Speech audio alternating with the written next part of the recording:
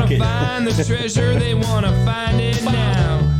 They are K-Pro and they are Cow. They're going over it and over it and over it again. This treasure hunt created by Forrest Fenn. Sing it! K-Pro Cow Pow Wow. K-Pro Cow Pow Wow Wow. It's the K-Pro Cow Pow Wow. Okay, everybody. Today is Monday, December 16th. Merry Christmas, everybody. Happy holidays.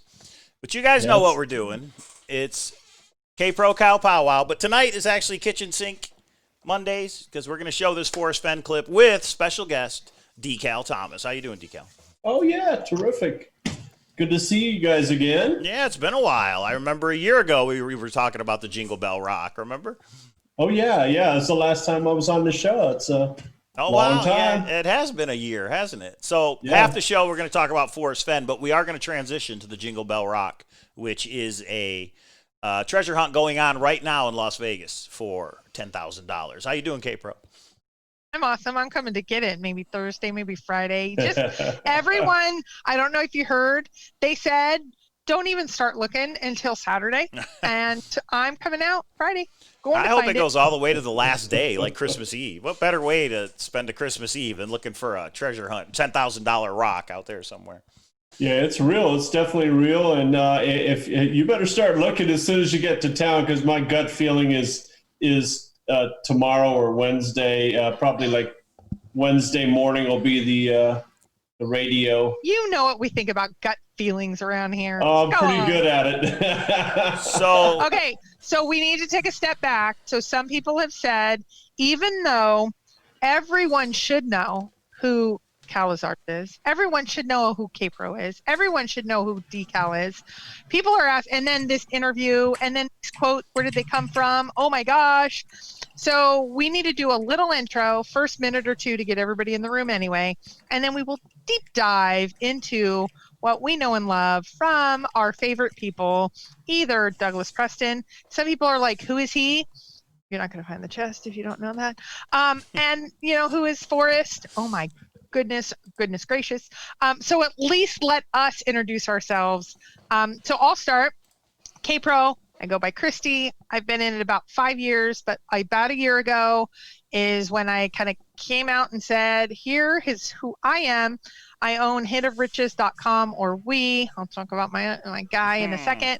And we do YouTube Monday and Thursday nights. I have searched in, let's see, I'll go in order.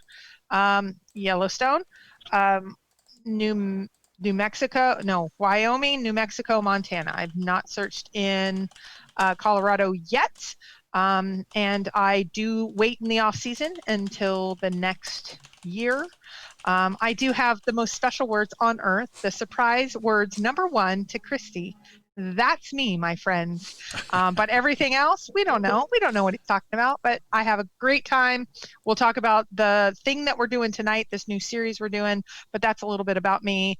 I do not want a search partner, though I think everyone, I appreciate them.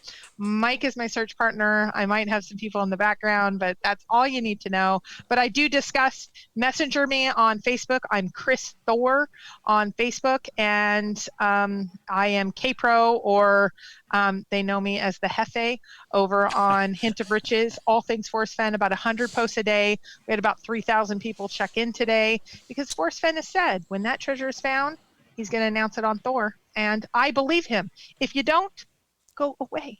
Okay, over to you, Michael. So what's funny is you just said that Forrest replied to one of your emails, right?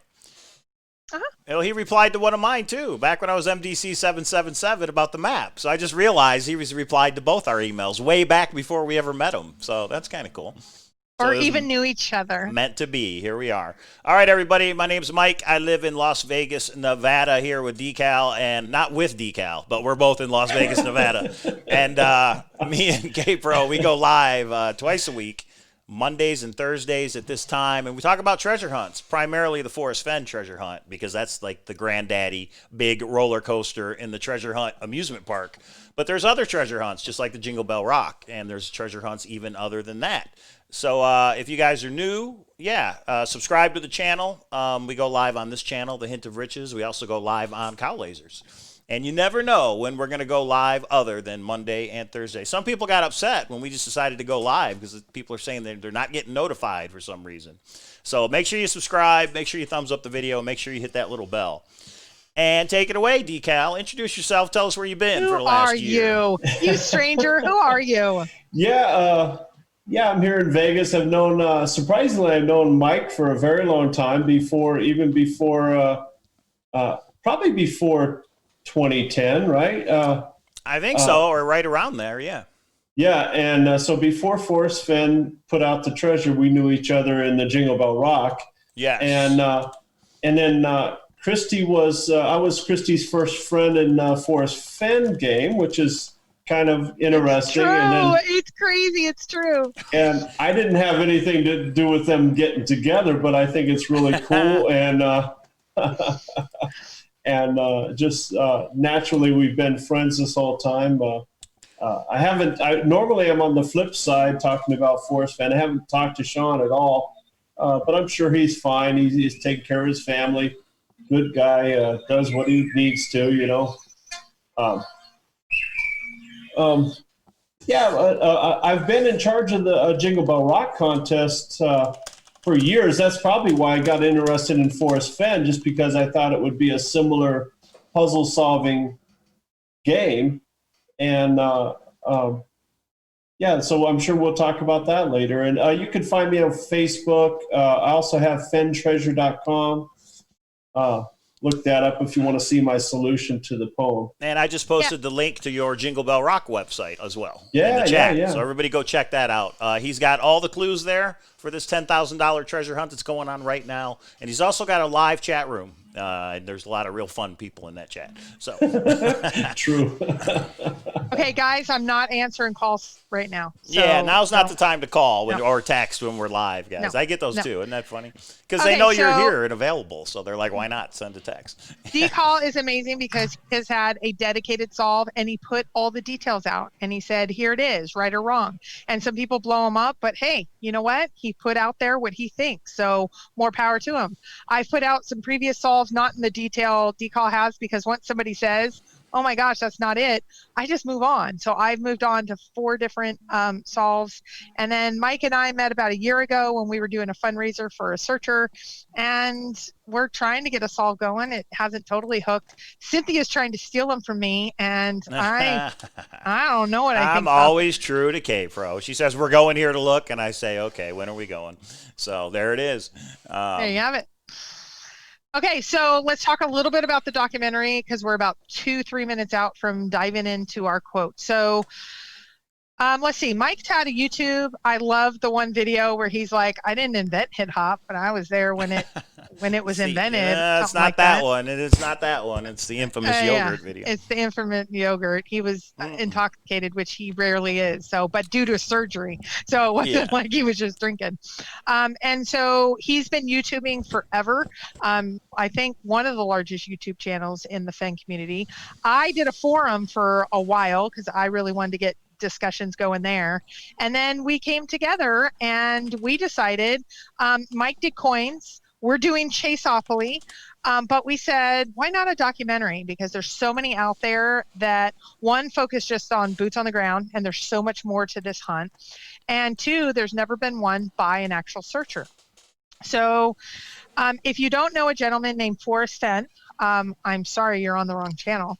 But he agreed to an interview, and we thought it'd be great to get Douglas Preston on that interview as well. So we did an interview in November of 2019. We were supposed to get 5 minutes. We got several hours of footage. We got everything we needed for the documentary, which we're working on now. We're working with the documentarian. Some people have asked who's the executive producer. Here's something crazy. I am. But that's because of some certain reasons of how this is all getting structured. But we have a team that has been put together. Mike's on that team. Toby, Shelley's on the team. There's a few others. But we have a documentarian that's really working as producer that knows all this, who's been doing it for 20 years plus.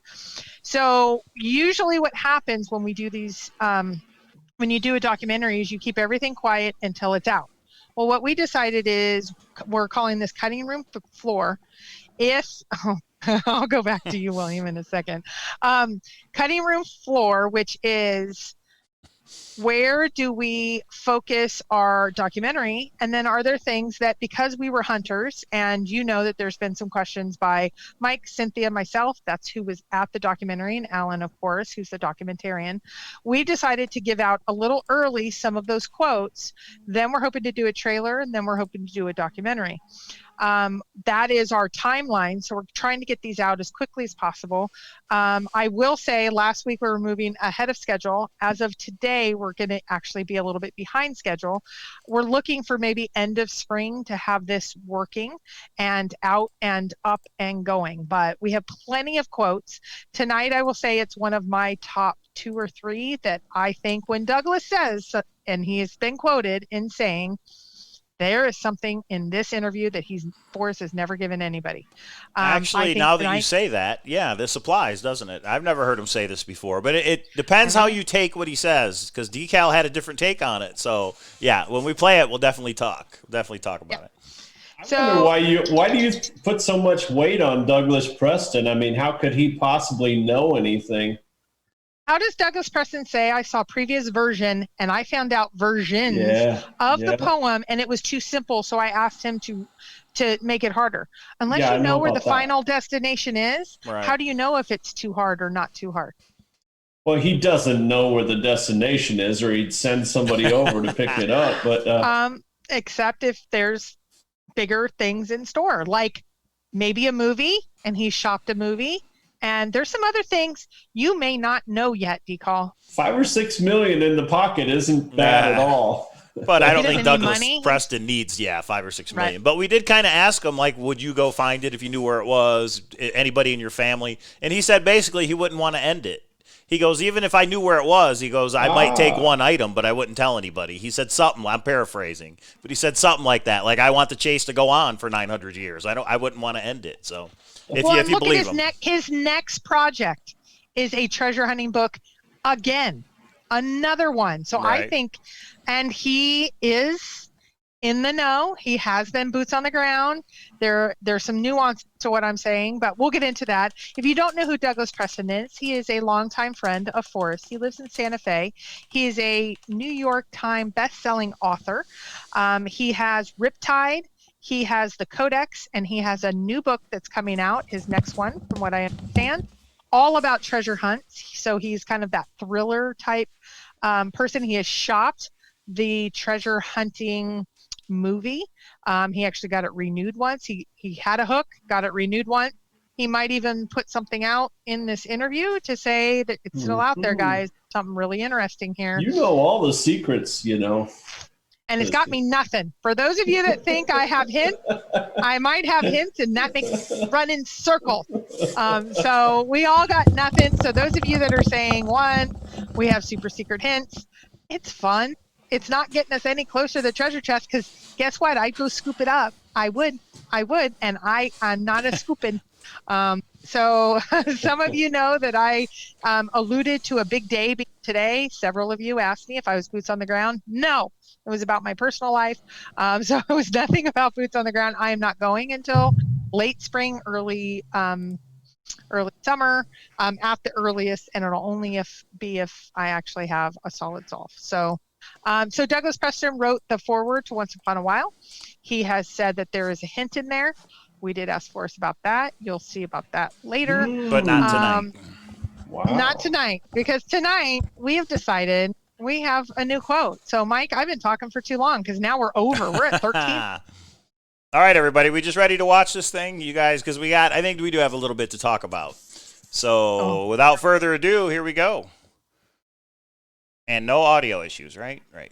Actually, you guys want me to share it so you can watch along, right? All right, let's do it this way. Yes, please. Bang, bang. Here we go. What do you believe will happen to the search when you pass away? Well, it'll continue until somebody finds it. I mean, they're still looking for the lost Dutchman mine down out of Mesa, Arizona. I mean, that's been going on for 50 years or more. It'll continue until something ends it. Well, and one thing you do on a pretty consistent basis is confirm whether the treasure is still out there. We won't have that confirmation, it seems. There are some problems that come with this treasure hunt. Okay. No, that's not true. There's a way to know, but I'm not going to tell you what it is. What is the one thing all searchers are missing? You said there's one thing. I don't.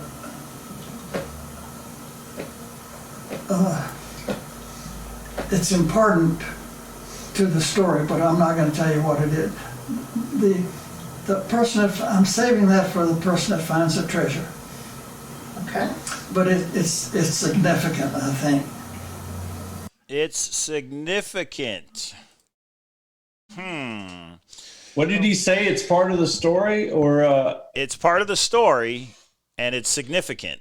But It's he's not going to tell us important to the but he story. will not tell us what it is. It's important and significant. So I'll just say and I'm this. saving it for for the finder of the treasure. He's saving it for the finder of the treasure. So I'll just say this. The first thing is, and then we'll replay it. They're already asking to play it again. So K-Pro says, hey, right now, when somebody says they find the treasure chest, you verify whether it's been found or not. Well, what happens when you're gone, when you pass away? And Forrest kind of jokes and says, yeah, there's problems with the treasure hunt, right? And then he stops and he thinks for a minute, and he says, well, that's not true. He says, his exact words are, there is a way to know. That's what he says. When I replay it, listen closely. He says there is a way to know. Not there's a way for me to know. Which he's all along he said there's a way I'll know if it's been found. But he says there is a way to know. Does he mean that after he passes away, there's a way that all of us searchers will know when the treasure has been found? Is that what he meant? Or was he just reverting back to I'll know when it's found while I'm alive? I mean, the question was what happens when you pass away? And he says, well, wait a minute, that's not true. There's a way to know. Well, Is that how I you two think took it? I do not. I want Decal's thoughts first because I differ and I want a little nuance before we replay it that I want everybody to focus on. But Decal, you're up. my first reaction was, he's just reverting back to what he always says, that, he'll know when it's found. But the way Mike is rephrasing it, it's got me thinking, maybe it's possible that there's a way to, the only thing I can come up with though is, like let's say that special item in the box is very convincing and matching to the location, right? So it helps you prove that that's the correct solution, that it has been found, that sort of thing. But I don't know how exactly what Forrest is talking about. Of course I don't. Well, he says he's not going to tell us, which is great. But he said there is a way to know. He didn't say there's a way I'll know. It's just, I'm like, did he actually just say we'll all know when it's actually found, whether he's alive or not? What's your take on it, Christy? I actually think you're right, but I think there's a nuance here. So the first question is, what's going to happen when you pass away? And he talks about that. And at the end of that question, he does say, there is a way to know, but I'm not going to tell you what it is. Then I ask a second question, which was, what's the one thing we're all missing? And then he goes into, it's important to the story, but I'm not going to tell you. Does that revert back to the previous question? I think so. I think those two things are the same thing. And I think both of them relate to the thing in the chest that he's never told anybody what it is. That is your opinion, it's but my they are opinion. two different questions, and they could relate to two totally different things.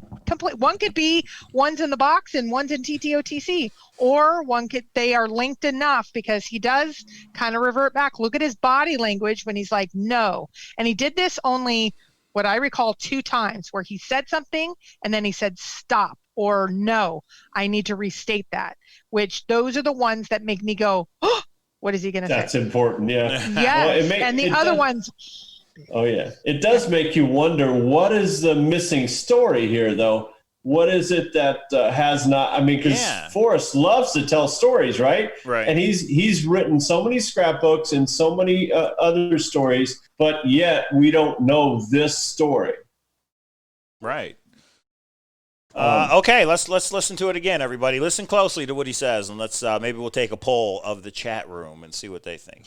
Here, I'll share it with you guys once more time. And I did not send Forrest the link. I'm going to send it to him right now. Here we go. What do you believe will happen to the search when you pass away? Well, it'll continue until somebody finds it. I mean, they're still looking for the lost Dutchman mine down out of Mesa, Arizona. I mean, that's been going on for, 50 years or more. It'll continue until something ends it. Well, and one thing you do on a pretty consistent basis is confirm whether the treasure is still out there. We won't have that confirmation, it seems. There are some problems that come with this treasure hunt. Okay. No, that's not true. There's a way to know, but I'm not going to tell you what it is. What is the one thing all searchers are missing? You said there's one thing. I don't.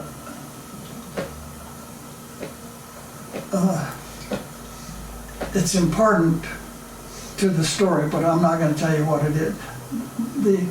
The person I'm saving that for the person that finds the treasure. Okay. But it's significant, I think. What do you? I was going to say, cut it off. It's significant to the story. Now, that tells me that if the treasure chest is found after he passes away, he's still saving it for the person who finds the treasure chest, so it's something inside the treasure chest, is the way I take that. Because he said it might not be found for 900 years. And if there's something that's significant to the story, well, when that person finds it 900 years from now, it's got to be something that's in the treasure chest. Maybe it's in his autobiography in the olive jar, or maybe it's the one item that he's never told us about. But it just seems to me, the way I'm listening to it, is he's saying there's a way that everybody will know when this thing is found. I think so. If some crazy bird comes out and says, I find it right after Forrest, unless there is something that we all go, oh, that's how he knew, or that's how he confirmed, or that's how, sorry, I'm not believing you. All you crazy birds that just say, yeah, I know it, and all you cockle-doodle-doos and roosters and all that, nope, sorry, don't believe you unless there's something that makes me go, oh, that quote now makes sense. Well, Denise Bagley says the person who finds it won't be disappointed. He's referring to the top two items. It's two. Well, I know he said one. There's one thing he's never told anybody what it is, but the finder will like it. I'm not sure what the second one is that you're referring to. But the other thing is, I think this thing where he says there is a way to know, it's the same way we'll know when he's alive. It's not like somehow it's different. I think this is how he says, I'll know when it's found. And when people email him and say, somebody says they find it, and he says, no, it's right still where I left it, I think it's the same mechanism, the same way that he knows. Okay, so there's been a couple questions in the chat, and I want to say many people have noticed the wine rack next to him, and they're like, oh, he's a drinker now. Two things. One, we were at Douglas Preston's office. That is Douglas Preston's office, in not Santa Fe. Forrest. Right. Yeah, and the reason some people have asked me how Peggy's doing. I have little kids. Mike has little kids. Alan has little kids. None of us wanted to bring, and my kids were sick. We didn't want to bring germs into their home. And so Douglas Preston offered his office. We did not want to make any issues. And so that wine rack is definitely not Forrest. So don't think he's gone to heavy drinking. I will say, though, some of us have had a drink or two with him. So I don't know what you guys are talking about, but that's just me. Okay. Hey, I want to go back to the question you asked second was what is it that we are missing, right? What is the one thing that we're missing? Yes. And was there more to that question? And then he said, what's the one thing we're all missing? And he said it's important to the story. The question was, what's the one thing we're all missing? I think that was the question. Well, and that's kind of changing the subject. So I'm just wondering if so we're missing something, and then there's more to the story, more story that we haven't been told, and he's saving that for the finder. Oh, you take that as two separate answers, like two separate things? Yeah, I'm just wondering if it should be separate like that, Right? just pertaining to the story. Okay, let me go into Decal's imagination, because I have talked to Decal about his solves in previous worlds and years. Do you think there's something about his legacy that when this solution comes out, that there's going to be a bigger story here? There's going to be a bigger implication. It's not just he put a treasure chest out there. There is something he wants us to know, learn from, do, not just get from behind the texting machine. Do you think there's something more there? Well, in my solve, I won't spend a lot of time on my solve, but everybody gives me a hard time about this salamander, 2,400 feet long salamander on the side of the mountain right next to Trail 205, which is on the cover of his book, very close to it. What if Forrest Fenn was the guy that carved that out of, what if he was the logging crew? What if he sold those trees for a profit in 79 or 80 when those trees were cut down? That's when they were cut down to make the salamander. What if that's his stick figure art that he's trying to leave a legacy? So that's an untold story, in my opinion. And maybe what if in the treasure box is also a golden salamander, kind of like the golden frog? I don't know.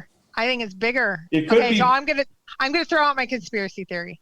I think he was somehow government related, and there's a story out there about him being in the CIA. Uh-oh. I think he has some sort of affinity. Well, they raided his home, and we know how he feels about that.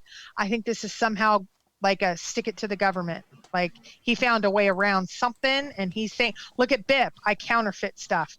You can't catch me, tax man.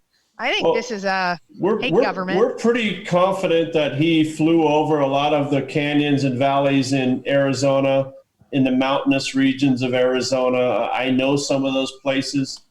Yes, there was some Indian ruins and some Indian artifacts. What's the statute of limitations on those? He's well past that. Maybe he made some monies, or maybe a large part of his fortune. I also have other conspiracy ideas about Omega Man counterfeiter, and possibly my interpretation. I won't go into it, but my interpretation of the Driftwood poem is kind of shocking, but it's how I see it. It's what I read into it. I think Forrest is guilty of a few things. I think his redemption is this treasure chest. I think. And he said it. He has said that he's done some of these things. Like there's some conspiracy theories, but there's some things he has said. So is this his homage back to, okay, this is the way that I do have to say, a few years ago when I heard some of your stories, I was like, oh, Decal. But now I'm hearing some other things, and there's actually some public press out there about some of the government ties. Yeah. And I go, and you know how much he hates education, and he does not like the government. And the tax man, we know that, and it's like, ooh, there's a story. Well, there's something bigger here. Yeah, I agree. I would, Michael, just thinking out loud, if he's saying that it's significant, there's a part of the story here that he's saving for the finder of the treasure chest, and that it's significant. If that relates to the location, in other words, if that item in the chest, like Sassy just said, what if it's titled to the gold? What if it's a property deed to a gold mine or something? You know, if that relates to the actual location where the treasure chest is, then he didn't find this as a kid. Then he found it after he was already an established archaeologist, and that makes me go back down to New Mexico. It's something he found when he got out of the military. I'm just saying, if it's a location-based, that there's a big story here, and whoever finds it, everybody's going to know. Because... And then the other question is, could Forrest Fenn own the land where the treasure chest is, but have it secret where nobody would ever find out that Forrest actually owned it? I mean, do you guys think that's possible, that he could have a blind trust or whatever the estate laws are? Could he actually own the property where the treasure chest is, but nobody's ever going to find that out by doing a record search or any of the traditional ways to look that stuff up? Because when he says, what if there are no legal issues? What if he maybe a mining claim, or maybe a natural resources logging claim or something?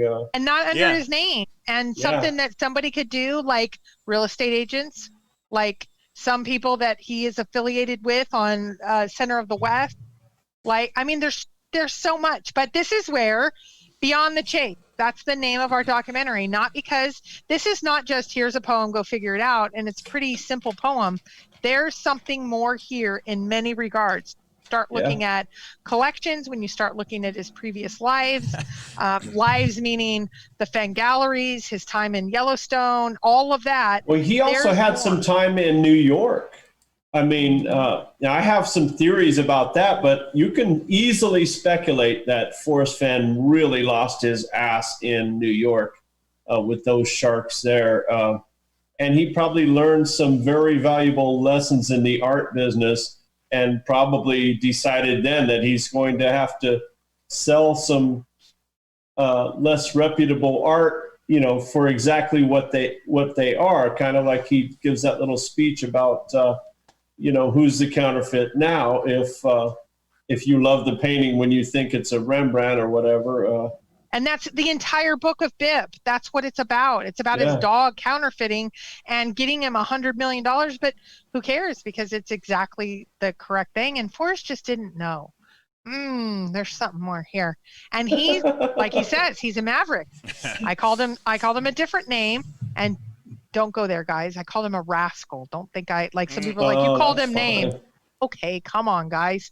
And some people are saying should not talk about him passing. AGK did a show, I want to say 2 or 3 years ago, that what happened to Forrest Fenn passed the day after TTOTC's book signing. And I remember emailing Forrest and saying, Toby is so insensitive. What are you doing? I can't believe it. I'm so mad at him. And he's like, you do know my age, right? Like, I mean, it's not unreasonable. Like chill. Basically, he said chill. So any of you that think that Forrest cannot defend himself, Forrest is a big boy. He's been shot down. The interviews that we did, that's not Forrest, his worst day, guys. Hi, Forrest. Forrest, I want you to cut back on the sugar, though. That's not going to help you live longer at all, okay? I saw that candy you were sneaking. That's not helping you, okay? I want you to don't eat so much of that jam they're making for you either, Well, Looking what Glass. What do you mean? You know what? How long does a man have to live before he has to just, no. You'll add 2 or 3, 10 years onto your life, Forrest. Don't listen to anybody. He's going on 90. No No, sugar. eat up. Eat up, sugar, have a margarita, no have the salt with margarita. We'll have a Corona Salt's next time fine. with each other. Just not the sugar. Okay, and a side of bacon right there. Bacon. Looking Perfect. Glass says, what if it's a book signed by George Washington? So in other words, Forrest is all about history. He's all about excavating things to learn about what happened in the past. What if he actually put some kind of artifact that's important to history in the box? Now, the box is only 10 inches by 10 inches, so it'd have to be something very small. But what if it's something like, but even then, even that wouldn't cause somebody, I guess, unless you wanted to sell it. I don't know. He said it's up to the finder. The finder owns it. It's up to the finder whether he wants to say or not. But now it sounds like there's a way everybody's going to know. So. And he talked about his most prized possession that he has, and he's talked about what fascinates him most in history. There could be something there too. Those are some other quotes we're going to give. But tonight's quotes of the biggest thing is some people are saying, because he has been quoted, a contradictory statement of, one, there's a way for him to know, and two, the other one was the searcher is the kind of, there's no way for me to know, but the searcher is the kind of person that's going to tell me. So he said both. He said it both ways, yeah. This is confirmed. There's a way to know, but it's a part of the searcher's story. And a couple people have said, what if it's a deed or a title to the San Lazaro Pueblo? He said it's not a proxy. But No. Well, that's not a proxy. What's that? If he leaves you a bit of property, is that what you're saying, Mike? Yeah. Somebody said, what if the item is it's like a title to the San Lazaro Pueblo that he owned? I mean, I don't think it's bigger than that. I think it's something more than that because that's already been excavated, I think, and he sold it, I thought. But All right, let's watch it one more time because see we've got 305 people and some people have joined us, I think, since we showed it. So let's show it one more time, everybody. Here we go. From the beginning, make your own decisions. What do you believe will happen to the search when you pass away? Well, it'll continue until somebody finds it. I mean, they're still looking for the lost Dutchman mine down out of Mesa, Arizona. I mean, that's been going on for, 50 years or more. It'll continue until something ends it. Well, and one thing you do on a pretty consistent basis is confirm whether the treasure is still out there. We won't have that confirmation, it seems. There are some problems that come with this treasure hunt. Okay. No, that's not true. There's a way to know, but I'm not going to tell you what it is. What is the one thing all searchers are missing? You said there's one thing. I don't.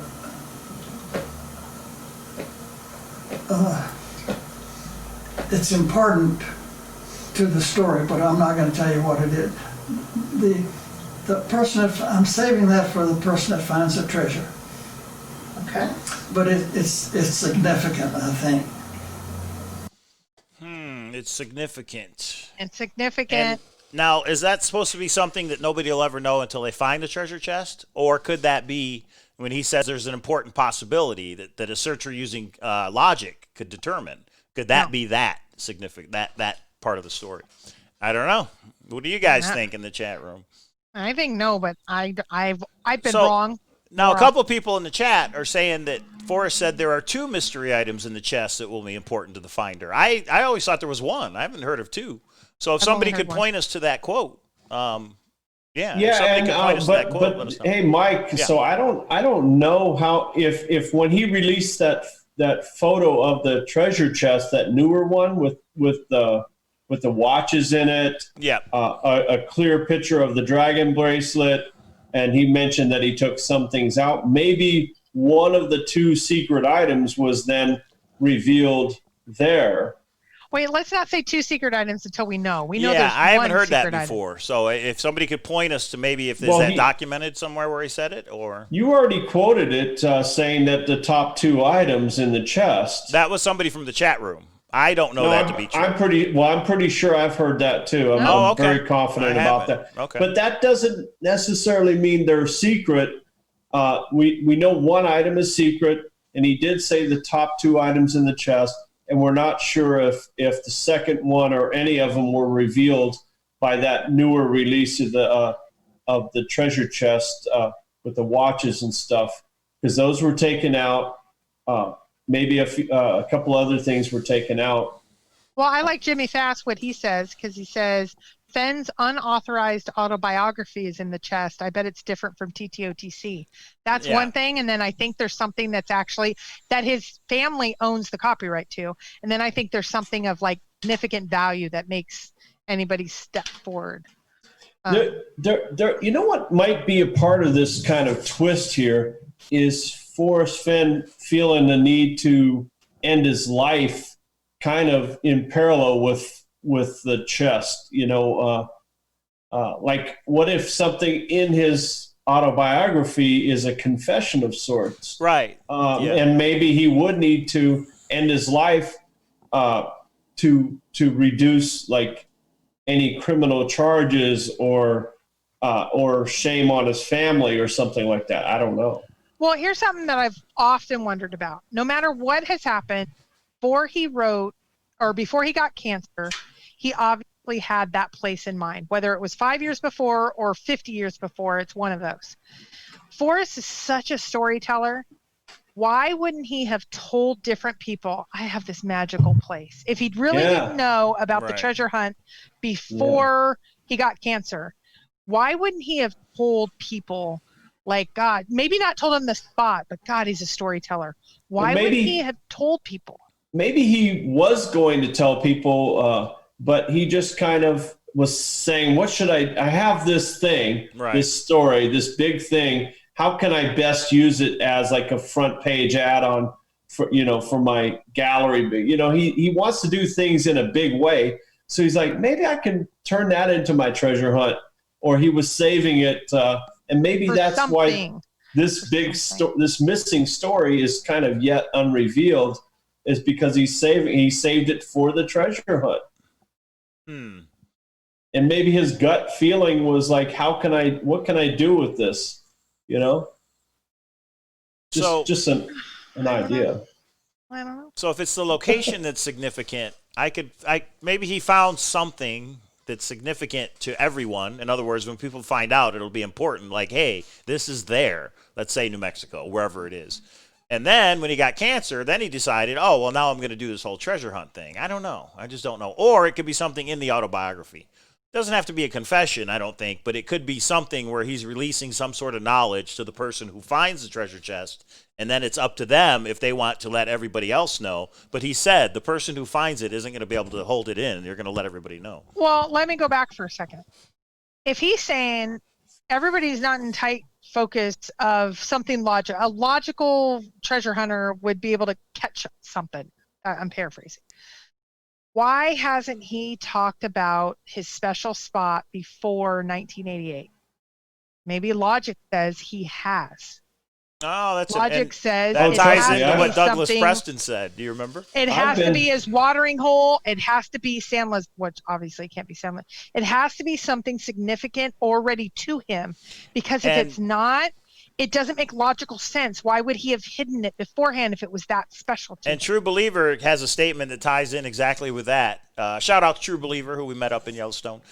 He says that the wealthy 200-foot searcher who was a friend knew him better than he thought. This means that he must have let other people either know about the special spot or at least the location, a general location, because somebody went to the general location just knowing Forrest. And that ties in with what Douglas said. You remember? We were like, I'm paraphrasing, but we asked something like, Douglas, do you think knowing Forrest now, you would be able to figure it out? And what did he say? Can I say it? It's not a big deal. No, that's one. Is that one we're going to show? Is that one we're going to show? One of the clips? Yeah. Replay. I got to say it now. Okay. I want to be clear. Here is something that's also happened. Know that we're all a part of a team. Alan and I are the only ones that know the storyline, so know which ones we're actually using. Oh, yeah, that's true. I don't know. And so both Cynthia and Mike keep talking about stuff that you might not be able to talk about, because if we sell this to a channel, we might not have rights to... Two can keep a secret. My goodness gracious. Well, everybody, make sure you subscribe to the channel, because we're going to show more of these clips. Make sure you thumbs up this video for showing the clip. And, once we get to 1,000, we're going to do a 12-hour Forrest Fenn discussion marathon, and we're going to show a lot more of the clips. So... A lot more. A lot more, meaning at least 2. I'll get K-Pro to show 3. Oh my gosh, we said one from Forrest, and then you're like, one from Douglas, and one from Forrest and Douglas together. I'll make her do it, everybody. We're on the if we same can team, get right? to it. Wow, Mikey, you got the power. Wait, we said 1, and we're going to give an extra 1, and so then we said 2. Now it's up to 3. It's crazy. Plus an extra 1, 3. It's perfect.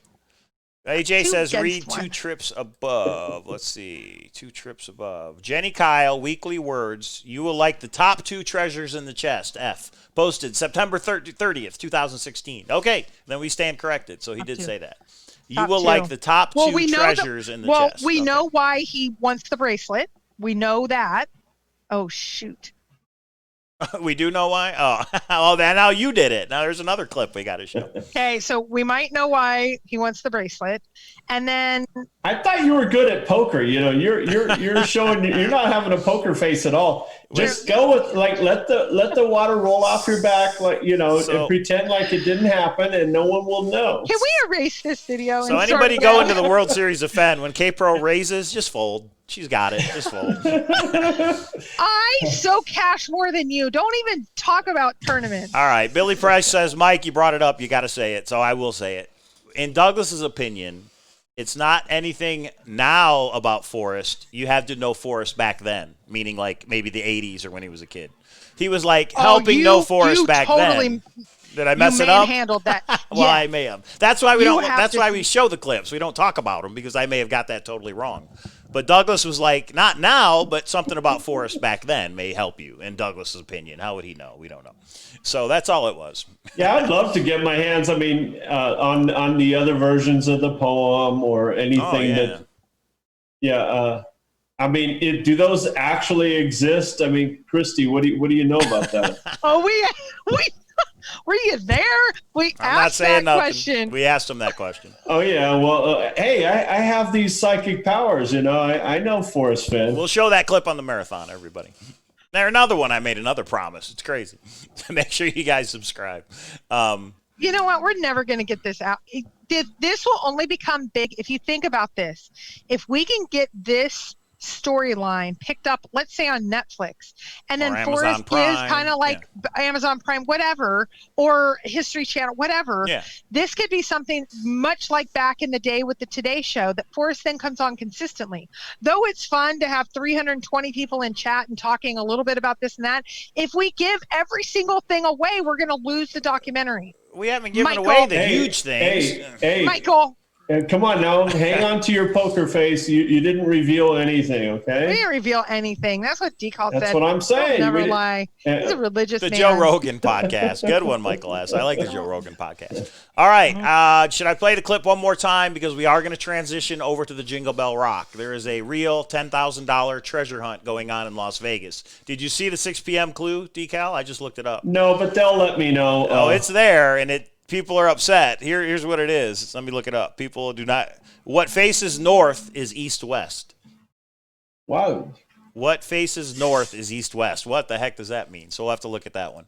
All right, everybody. That might be 215. Well, yeah, you guys don't care. That's Las Vegas stuff. Well, there's Jingle Bell Rock people might be watching those, so they might be interested.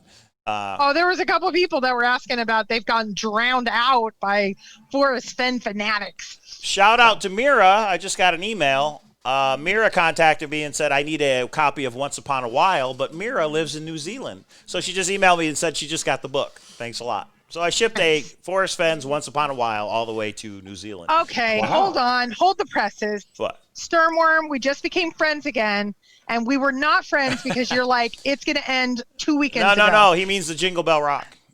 I don't know. I'm just guessing. You're talking about Jingle Bell Rock. I was trying to save it, Sturmworm. Sturmworm, if we are okay, and you even super chatted over on Cal's channel, if you're saying that the Forrest Fenn hunt is going to be done this weekend again, for sure, I will throw it out because I can do it here because AGK, I got censored. You want to make a little side bet? Let's make a little side wager. Nobody's watching. Let's go ahead. Well, thanks everybody. And email me and K-Pro. Email Decal. Let us know what you think of that clip. Did Forrest actually say, in your opinion, and maybe you could put it in the chat, when he answered that question of you verify it while you're alive, what happens when you're gone? And he kind of jokes and says, well, there's a problem with these treasure hunts. And then he says, well, that's not true. There's a way to know. Does he mean that after he's gone, there's a way to know? And what could that be? Isn't it fun to just think about it, thought exercise? Hey, Christy, do you publish the transcript at all? From the interview? Yeah, I think you should. That would be awesome to... At this time, that is not something that can be published. Okay.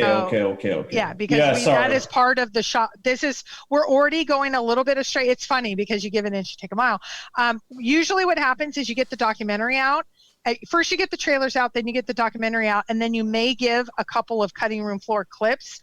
We're doing that beforehand because we know what the community would like, and we know some quotes that we're not going to use, like the one tonight. So we're doing a little bit, but the whole transcript, and some people want all the cutting room floor footage, the entire B-roll. That's not...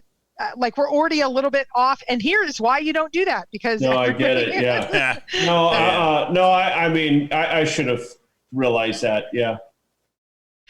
So anyway, Brad Jones, how you doing? Brad sent us a drone. Was that maybe a year and a half ago for me and the boys?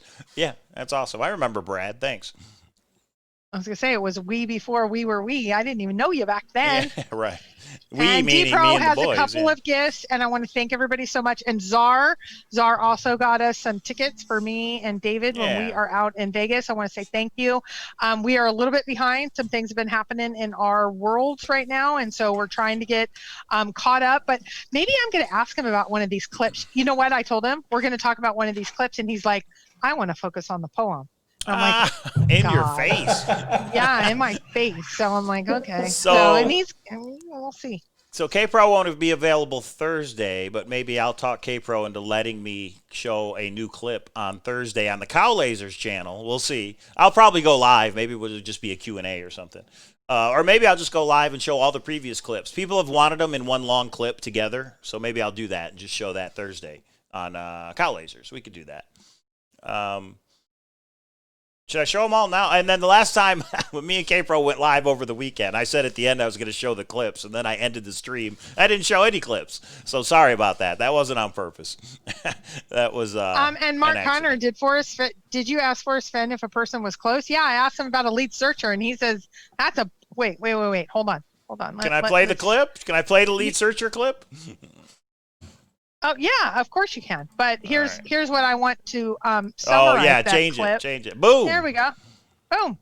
All right, here's the lead searcher clip, everybody. Here, let me just go ahead and play the clips. Decal, can you hang out before we go to Jingle Bell Rock? Oh yeah, totally. All right.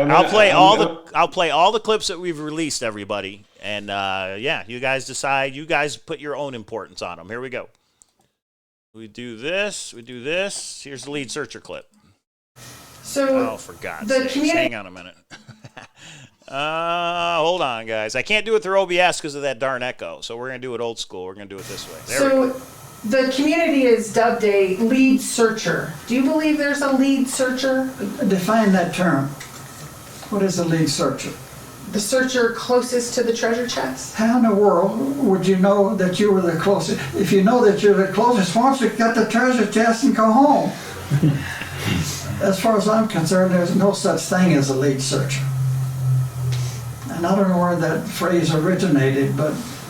And so many are confident that they have it found or they're right there. Does that surprise you? And it's such an interesting phenomenon, I find. That's who we are as a people. Hundreds of thousands of people have figured out exactly where the treasure is. They know it's there, but they go there and it isn't there. So one of two things have happened. Either somebody's already found it and they're mad, or the whole thing's a hoax. And they write me and tell me that they're mad at me or they're the person that found it. But the funny thing is they're all still out there looking. That may be a hoax, but if it's a hoax, why don't you quit looking for it? The starting location is important, you have said. Where do we start this poem? Is it in your driveway? You start the chase by getting in your car and going to the first clue. That's what starts it. If you don't know where warm waters halt, you don't know anything.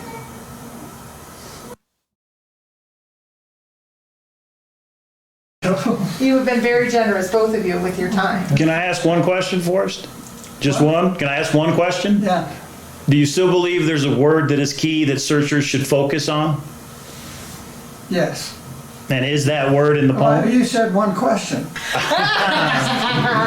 Then you ask it, Christy. Is that word in the poem? May I ask a I'm so far ahead of this. Yes. Cynthia wanted to ask something. May I ask a question? Is that word in the poem?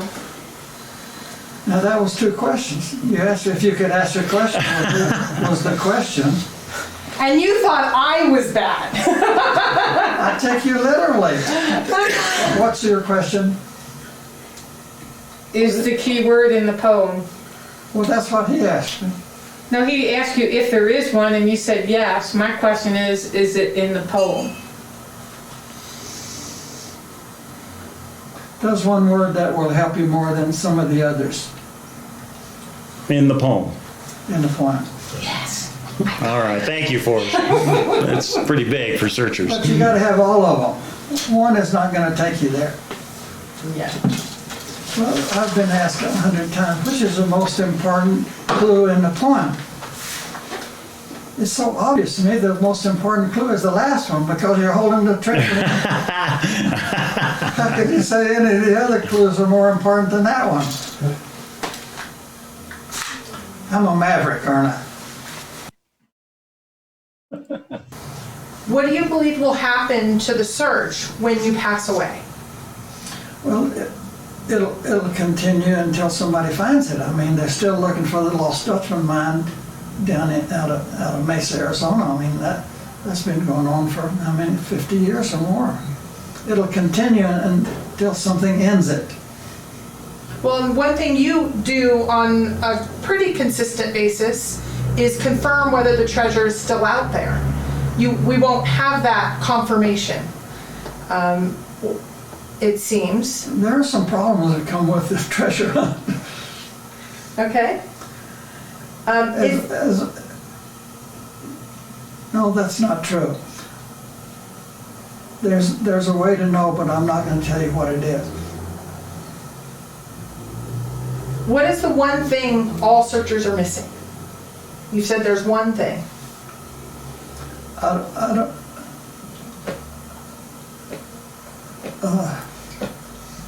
It's important to the story, but I'm not going to tell you what it is.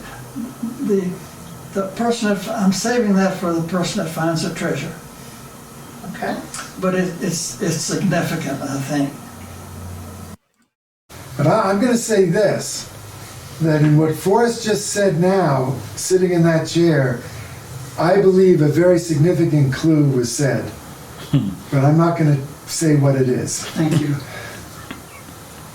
Okay. And this, Let's something add a little new. mystery to this. Something new that no one has gotten before.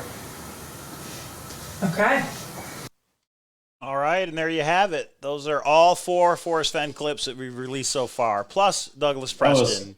That was good. Okay, Yeah, so there's 2 questions that have come in the chat room that I saw, because when you put at KPro, I actually see it highlights And it. I'll add all 4 clips with no audio issues. Finally. Oh, dun, dun, Yeah, dun. okay. The Thumbs first up one for was no from audio issues. Jamie Rodriguez that said, why not put out all of it at once? Why are you dragging it out? When you can, why drag it out? So we had 2 choices. Do we wait to put out everything we can until maybe next June, July, August? Or do we put out now the things that we know we can and actually have a fun off season where everybody gets grumpy? So it's a fair question, but we decided we wanted to ungrumpy everyone, even though some people are still grumpy, and would actually help in getting, we've had some people reach out now that they've seen these clips and said, okay, this is a legitimate thing. We thought you maybe were just doing something for Chaseopoly or whatever. At this point, I will be involved. So some people are actually, this is helping build out and frame out the entire storyline. So the second is Sturmworm asked, what's the exact date? I believe it was November 4th. It was either 4th or 5th. November was the exact date. So it was November. So those of you that think this is a long time, we started putting it out within 2 to 3 weeks. Some of the documentaries have been going at least a year, sometimes 2. The ones that, I think there was 5 at Fenbury, none of those have come out. So just know we are working well ahead. I know we're a lot more public, so that's why it's a little different. We knew that would have, negative. We said any negative comment, we're going to take a drink. Oh. So I know that means something different to you guys than me. True. I'm having my coffee. True Believer has a good question. He says, Cowlazars, which statement is Douglas Preston referring to when he says Forrest said something important and new that no one has gotten before? That's just it. He didn't tell us. He made that statement, but he wouldn't say what it is. So that's why for the 4 clips, you think it's one of those 4 clips, or maybe it's something we haven't shown yet. But that's the mystery. We don't know what it is because he didn't tell us. And here's the interesting part is, so the 3 people that were there, the 3 searchers that were there outside of Alan, the 3 searchers that were there were me, Cynthia, and Mike. All 3 of us highlighted a different one and said, ooh, Right. This is the one. Yeah. I thought this one might be it just because he said something that was new. I don't know. Could be. Yeah. But there is one other, there's 2 for me that stood out enough to go, So, and we'll see another one of those, but we all did disagree, which that's what searchers do. We disagree on, is WWWH the first clue? I mean, I mean, we don't. Me, you, Right. and Cynthia and Deco. I mean, we don't. But Some people, I mean, yeah. some people do. So it's crazy. True Believer says, will all of the video of the interview be released after the film is released? So in other words, after the documentary comes out, would we show our entire interview unedited? So this is what I understand, I don't and know. I've confirmed it with 2 different documentarians. Mm-hmm. You don't give out what's called B-roll footage from beginning to end because it makes the interviewer look bad. It makes the interviewee look bad. You cut and clip the things that are important. So Yeah, things that's that true. when you give the Yeah. whole thing out, it's actually considered poor form or unprofessional in the industry. So will you give out all the important things to you? Yes. I think the nice part about how this interview went is most of the time, I will say 98% of the time, there was a standalone clip. So question, answer, and then transition, question, answer. So I think those need to come out. But there was times that we were checking the sound. There was times that other things that it was like, oh, wait, I asked that wrong. Let me ask again. Right. You don't put that out because it's not professional form to do that. So I will say that sort of thing won't come out, but we plan to have everything out. But here's something that could happen. If we pitch to a network might say, oh, you did the first documentary. We want to now have your footage for the remainder. And we want to do another, a follow-up or something. That becomes their rights then. I don't know how exactly all that works, but that is kind of the next step. And that's why some of the footage has not been out from previous years. So there you go. So to answer your question, probably not. In other words, maybe in edited form, but not unedited. Oh, no, not probably not. No. Oh, okay. No. I mean, it's, right. I actually thought it would be really helpful, but the answer is no. Because that's true. If somebody were to buy it, well, then we no longer own it. Then I have to delete all these videos. I don't know how it works, but we'll figure that out once we talk to some people that knows how it works. Once and this might be a reason that we're putting some things out. Once it's out, then it's already out in the public domain. We don't have to delete it. Anything that hasn't been out, we wouldn't. But so there's some method to this madness, guys. And you know what? If it's a year from now, if we're at Christmas next year talking to Decal about the Jingle Bell Rock, and the documentary does not go, we have it edited and we have our trailer, but it was never picked up. Who knows? Maybe we do release it then. Maybe me and K-Pro edit it ourselves and say, here it is, guys. This is everything that's important. And we might do a bloopers, but we would only do a bloopers of us. When we drop the micro, we wouldn't do a bloopers of Douglas or Forrest. Steve W wants to know, does Forrest watch our shows? What do you think, Mike? He does. I emailed him the link about 20 minutes ago, but yeah, he does watch. I won't say he watches every single one, but he watches. And thank you, Forrest, for letting us do that interview. Good stuff. Getting the information out there to the community, which he knew we would, and I believe that's why he let us do the interview, because he knows we're going to release it. It may not be today. It might not be as soon as you guys like, but we will release it all. I thought releasing that the word that is key is in the poem was huge, And I was like, we got to release that one. The minute it was over, people were like, where's the next one? So it is funny, but this is the cool part. I will say 90% of the comments are positive. It's only like 1 in every 10 that are negative, but it's funny because the comments are, where's the next one? Where's the next one? And it's like, do you realize this is the cool part? If somebody could get a hold of, there's probably at least 100 or 200 hours of footage out there. I know one documentarian that has at least 30 hours of footage. Wow. And will not release it because it's not professional, because I've checked with different people.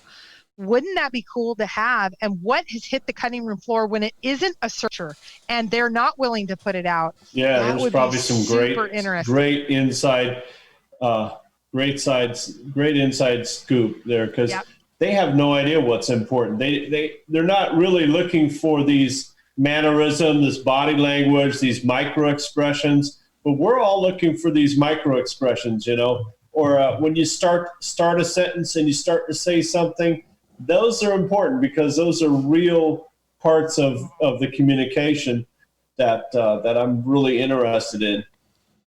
Well, so William asked a question that I think is super important. This is an interesting info you're releasing. Do you feel the documentary stuff is more compelling than what you've already released?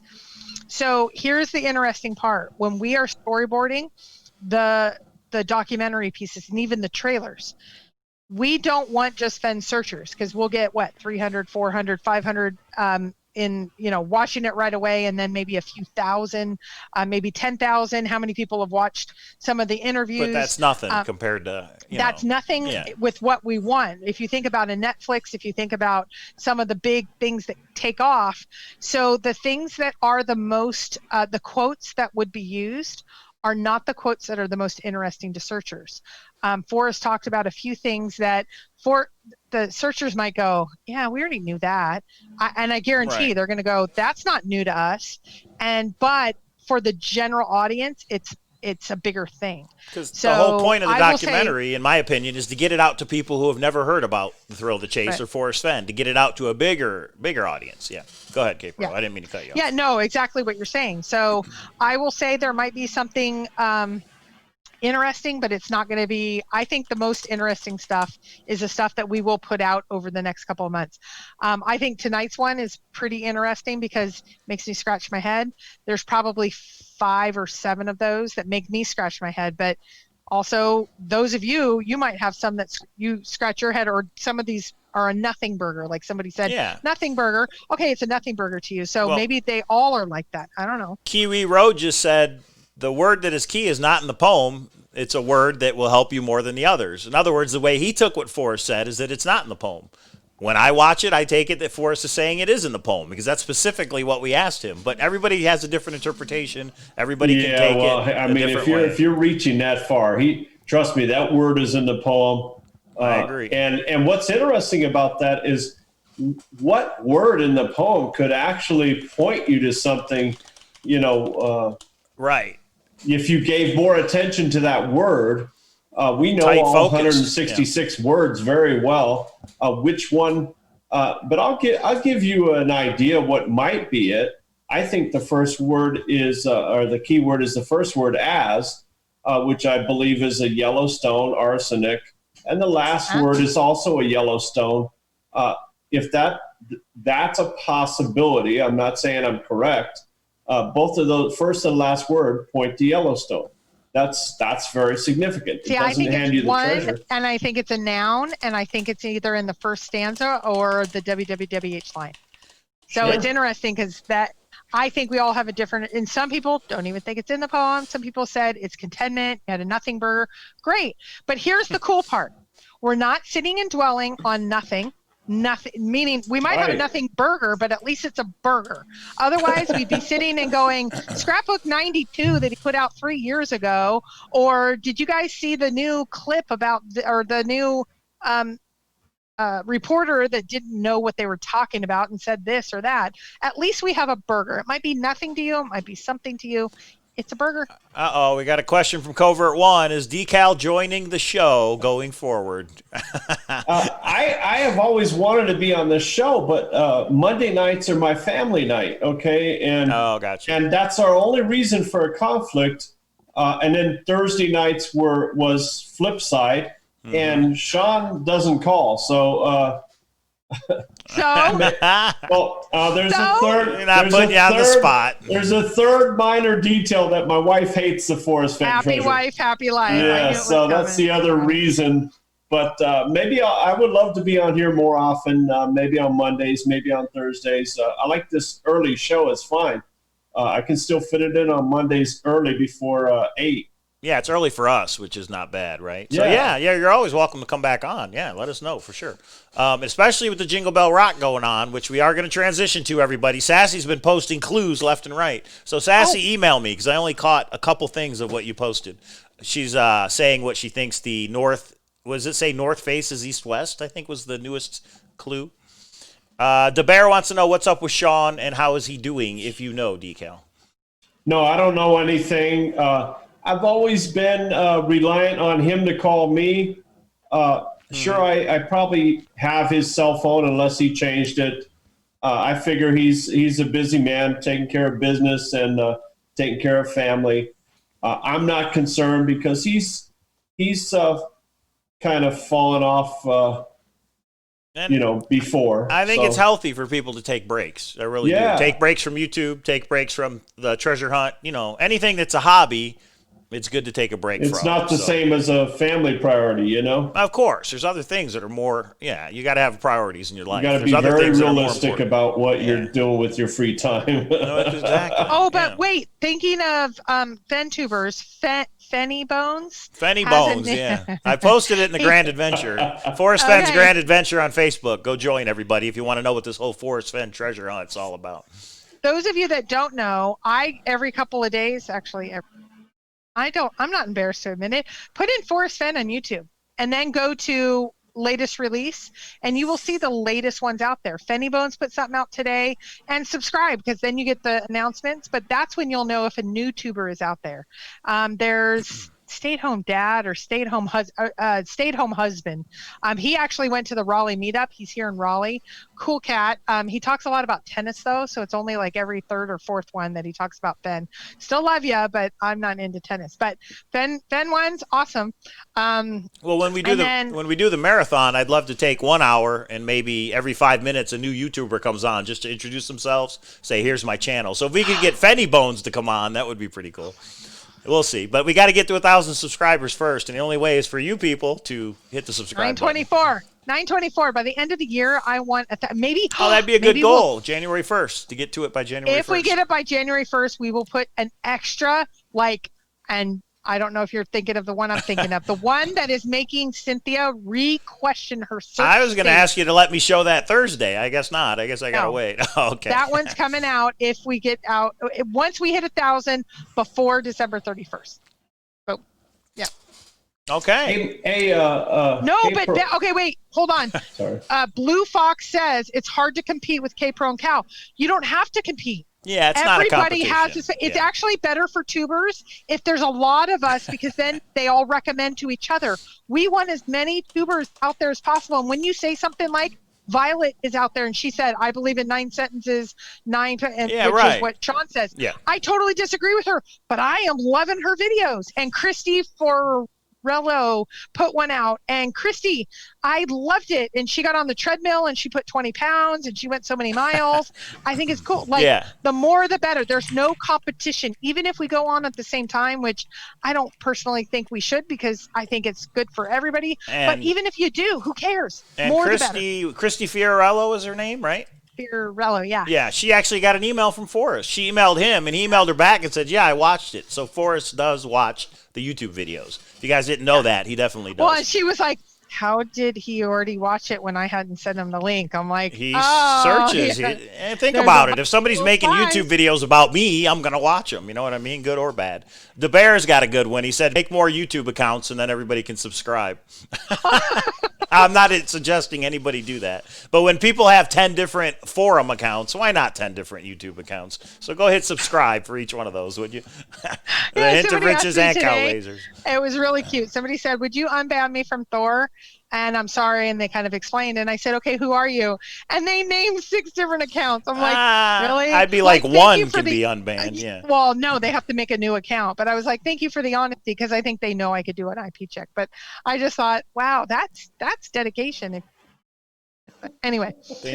Blue Fox says they need to go live with chat. Otherwise, it's not as much fun. In other words, uploading a video like I used to. So, yeah. Yeah, but I do have to say there's 2 things. I don't like going live without Mike because or another person. I like the interaction of talking with Decal or talking about going on alone it's daunting. So I actually say get your feet wet with just talking to the camera and then get into the live and then schedule the live. Once you okay, I have enough and there's enough people in the room, there will be enough people in the room. There's I think you say Forrest Fenn, 50 people will come running no matter what. Right.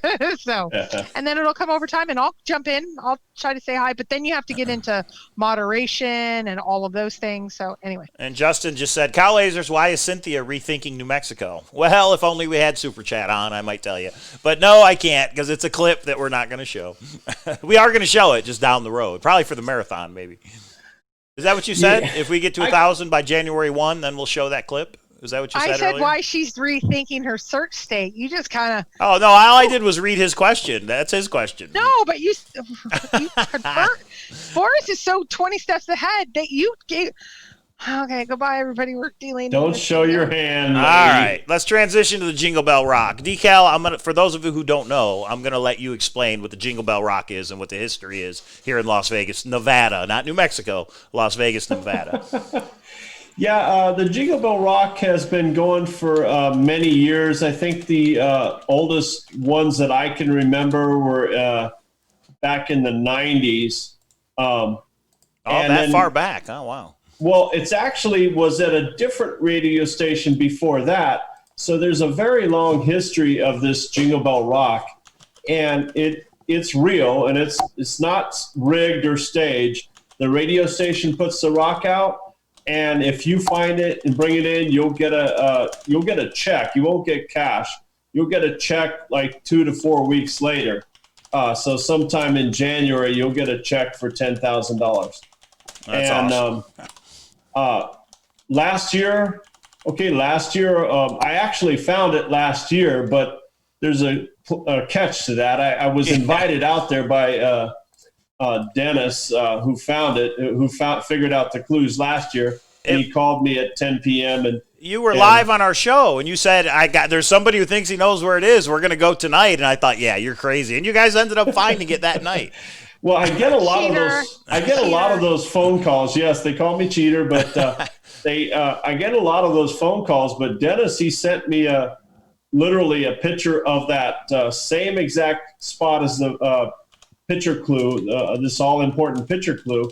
And imagine this square chunk of dirt, 12 inches by 12 inches, and this guy, Dennis, brute force, found this post in the Las Vegas Valley. It was pretty impressive. He deserved it for finding He that. deserved it. He found that post by 3 in the afternoon. He was up for like 48 hours straight, brute forcing that clue. And so he was pretty tired by 3 a.m. when the radio guy came to put that down. So every year they have clues. Back in the day, they used to do just one clue a day, and they were pretty decent clues. And you got it, and you would search all day, and the next morning you'd get another one. Well, it's kind of evolved to 3 regular clues a day, 1 bonus clue at the sponsor, which is the Silverton Casino this year, and it has been for a few years. And then they also have 5 pitcher clues, which some years turn out to be very, very helpful. Some years not so much, but nevertheless, this year nobody seems to be able to figure these pitcher clues out. Right. They've all been numbers so far, right? They're probably keeping their mouth shut if they do. And Thursday night at the Silverton is when we can get the last picture clue. Right? 5 of 5, like the 5th of the 5 clues. Well, they said there's a twist, right? Well, we don't know what that means. We're still kind of wondering what that twist is. Now, there's a couple of things different this year, and one of them is they're kind of doing a theme where the Jingle Bell Rock has been kidnapped, and then I've kind of exaggerated the theme by drawing my own cartoon series of what I think that looks like, and so I have some Russian thugs that have that he beats up. They try to torture the rock, and they end up bloodying their hands by beating this rock up, and so I try to add a little humor. And now I know how Forrest feels because everyone thinks these are clues, and I have to reassure them over and over. These are not clues. Right. It's just a storyline that I made up. Jingle Bell Rock. You say it so nicely. You're like Jingle Bell Nuts. No, like Jingle Nuts. Yeah. Jingle Bell Nuts. Rock. Come on, guys. JingleBellRock.info is Decal's website, and I just posted the link in the chat room. So anybody that's interested, and you can also see the prior year's clues and where those locations were. So it might help you out. And if anybody, K-Pro is going to be here this weekend. If anybody has a spot that we can go search, if it's not found by then, let us know. More importantly, D-Pro is going to be in town. Well, that'd be awesome if Wow. David was to find it. Oh, my God. David was here when we found the boots on the ground treasure in Red Rock, so it'd be cool to get another one here in Las Vegas. Oh, yeah. I'd I'm probably all for it. faint. I want to see you guys hauling that rock into the station. That would be so cool. D-Pro would be so happy to get that $100, wouldn't he? So everyone, do not go out until Friday, like noon, because we'll get in by Friday morning. We could go out one Friday morning, and we're not working. Mike's working, but hey, we're not. And it would be a blast. So Czar says, Decal, how far out of town is too far? As far as for the Jingle Bell Rock? I wouldn't rule anything out, but it has typically been near a road. And rarely is it on a long dirt road. It's usually on if it's on a dirt road, it's a short dirt road or a paved road. But okay, I wouldn't rule anything out. Clark County is pretty large. It's a very large county. So it could be anywhere in the county, which includes vast tracts of land. Now, if you find yourself walking more than half a mile from your car, you've gone too far, in my opinion. So much like the Forrest Fenn hunt. Yes, and I knew Christy was going to say something because I still hold fast to my 2.1 miles of Forrest Fenn. But Jingle Bell Rock, the history has been, relatively short distance from the car. I started doing this website. I'm kind of like the Dale Neitzel of the Jingle Bell Rock because yeah, exactly. Because what was happening is back in the day of phone books and pagers, we used to have to share clues, and we would type them out or print them out, right? So as soon as web pages seemed more obvious, people still didn't have smartphones, but I said, hey, when you get home tonight, go to jinglebellrock.info, and I'm keeping track of the clues there. So I would tell just my friends, here's the clues, so I wouldn't have to get all busy with exchanging clues and stuff. They're all here. And then I had people phoning me, here's the one you missed. And so we started coordinating. Hot off the presses. Hold on a second. They are listing hotels prior to this. So I think the Tropicana, because it faces north, but Tropicana Avenue is east-west. Okay, yeah, keep going. She sent me an email. So she's saying because they said you go by the 3 Nuggets, which are 3 casinos. So she's like time through an hourglass, the old Sands Casino. Her theory is that there's references to less than 15 on the 15. Motel 6 is on the 15, but I don't know how less than 15. Oh, I see. Less than 15 is 6. So like Motel 6. I don't know. It's a theory. I mean, it's possible, right? I didn't mean to interrupt, D-Call. I'm looking at this going, come on. Don't worry. It's an exciting game, and this is the week. Okay, if you're going to play Jingle Bell Rock, you can catch up on these clues, and you can win the 10,000. This is a very realistic game. Anybody can play. Now, you might have to put some miles because they have to put it out of town or on the edge of town, and basically you're going to have to drive to get out there. It keeps the masses. No, but I'm stealing Mike's car on Friday. I'm dropping him off at work. Yeah, I'm going to be at work, but I wish you would find it. That'd be cool. I think it'll be over by Wednesday, so it doesn't give you much time. I'm just being honest here. If you want to play, you better get out there tonight. You better get out there tomorrow. Czar, I may go tomorrow after work. If you want to go with me, let me know. I'll pick you up. You look on the left side of the car. I look on the right side as we're going down the dirt road. Yeah, I'm fine with that. I have some. It's finally starting to click in. Last year we were able to put a star on the map where all these clues meant. Yeah. And this year, no, we don't have any of that this year. I only have about 6 clues, maybe 5 clues that I can literally put a dart on the map. And it's basically locations on Las Vegas Boulevard heading south. Well, no, I think it's because it's not going to be solved by Wednesday. It needs to wait for someone to come into town. It's another week out. It ends Christmas Eve, correct? Don't you have to find it turn it into the radio station by Christmas Eve? Otherwise, they'll end it. So we were debating this. When is the last set of clues coming out? Not puzzle clue, picture clue. Radio station clues. I don't know if it's Friday or they're going to go all the way till Christmas Eve. They're probably off Christmas Eve, right? The 19th is the 5th of the picture clues. Okay. But they will continue to do on weekdays. So they're going to have clues all the way through the 20th. Which is Friday. Okay. And then they may have some clues on Monday, the 23rd. If nobody's found I guarantee you, if there's any clues happening on the 23rd, it's telling you exactly where to park. Yeah, it's always been found every year, right? They want somebody to find it. In 2005, we did get that far where they actually told you where to park. And surprisingly, that year it took 8 or 10 or 12 hours for them to find it, even when they knew where to park, which I was dumbfounded. That was like crazy.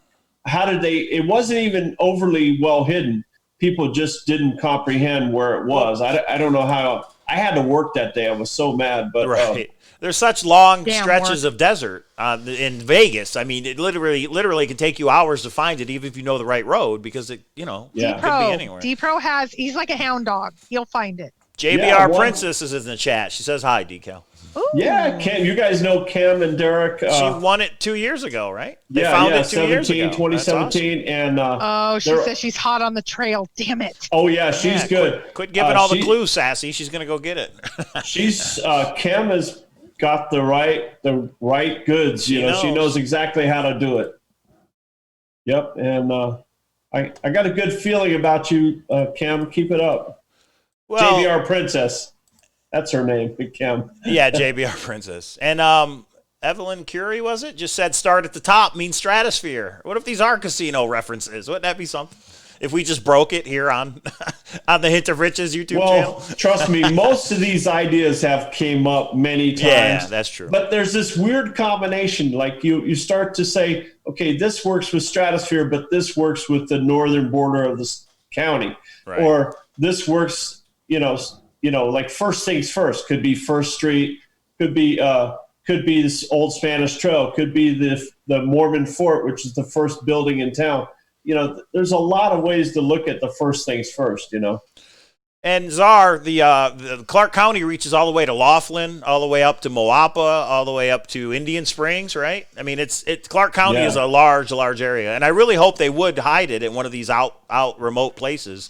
Because on that final day, when they finally say everybody could just be erased to Laughlin. Well, I think every time last year was kind of not really a screw up, but they wanted it to go longer. Yeah. Okay, but it didn't. They made the huge mistake of posting photos of the actual hiding spot. Right. And I warned them, a geologist or a botanist could tell you where that picture was taken. Breakfast, tea, and bourbon, or a dedicated treasure hunter. Or a welder, because I dig all over town, and I knew those rocks were in the Northwest.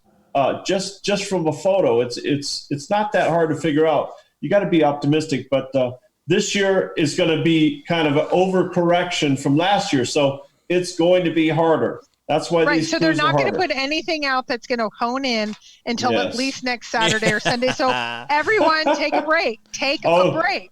Don't believe Christy. It's almost over. Any minute now, somebody's going to stumble across it. It's time. This is like the Douglas Preston interview. How do you know it's going to be cracked in the next couple of days unless you have the actual answer? Okay, here's I can tell you. I can tell you why. Because this is all right. We're in the center of town. Mm-hmm. Now they're starting to make a move to the southwest with the clues. So, boom! All of a sudden, everybody heads out the state line. Everybody heads to Jean. Sandy Valley. Heads to Sandy Valley. Yeah. Sandy Valley. Everyone heads out to Brook. Yeah. Boom! It just kind of opens the floodgate. Now we're not confused anymore. Okay. Can I give you one word that might just totally throw your whole philosophy, even though JBR Princess does agree with you. But there's one word that changes everything in what you're saying. Twist. Oh, there's a twist. I agree. On Monday you get the twist. So just relax. Stop looking. I love the twist. I love the twist. I love the twist because I want them to do as Simon Says. I want them to literally to take back clues. That would be cool, yeah. Oh, yeah. I want them to say, okay, just kidding. Go this way. I want every them to 8 o'clock take it clue back. is actually just a red herring. I'd love that. Well, every bonus clue has been leading us down a path. We'll see if that continues or not. Bonus has been very helpful. It's the best clue we got because they want people to go to the Silverton Casino. And watch it lead to the Silverton. Yeah, that'd be funny. Oh, yeah.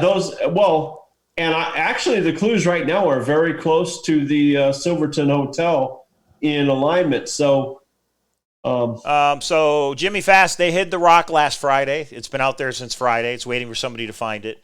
Zozo Rock says, Decal, how many estimated searchers are all in? See what he did there. But how many people do you think are looking for this thing? Yesterday and today, I'm seeing 4,000 plus 4,000 or 5,000 unique visitors per day, which is pretty decent traffic. We got to do our own here in Vegas. That's how much I get on Hint of Riches. So that tells you there's a lot of people. Well, I don't make very much money in advertising. It's like $20 a day right now, 25 at the most. But it does cover my costs for the, JBR Princess says close to 7,000 people are looking. And she said it's going to be found very soon. Do you think you have the right general area, JBR Princess? Have you been out looking yet? Oh, she said earlier she was out looking. Oh, is that right? I figured she would. I mean, once you found it one year, you're going to go every year all out trying to find it again. Nobody has ever repeated. Decal's pictures of the meetups, and she's like walking in. She's got her she's got swagger. Like a boss. Right. She's like, yeah, I think that's how you put it, like a boss. I'm like, yeah. Email me, JBR Princess. Throw me a bone on some of these clues. When you get to know these people, you like, honestly, JBR Princess is a wonderful person, and you just start to see this inner confidence about her. She's an amazing person doing taxes for people in Hollywood. A well-known, what do you call those stars in Hollywood? Celebrity. Thank you. Oh my gosh, what's wrong with me? But she has a lot of talent, and I wouldn't underestimate her at all. But she's a wonderful, nice person. Whoa, Scott Thomas. Yeah, is that true? This contest is only open for residents of Clark County. Wrong. I'm bringing it home, and I don't live there. I wonder if what that means is you would have to give it to me. In other words, if you're not a resident, you can't. I wonder what that means. That means you got to give it to me, honey. No, and like I said, D-Pro's going to be so happy to get that $100. Oh, give it to me. Come on, not him. I've known Decal long, and that's fake news. No, Scott Thomas and Thompson, you put up or shit. No, what are you doing? That's just wrong. No, there's where does that rule exist? So JBR Princess, north or south? That's all I'll ask. North or south?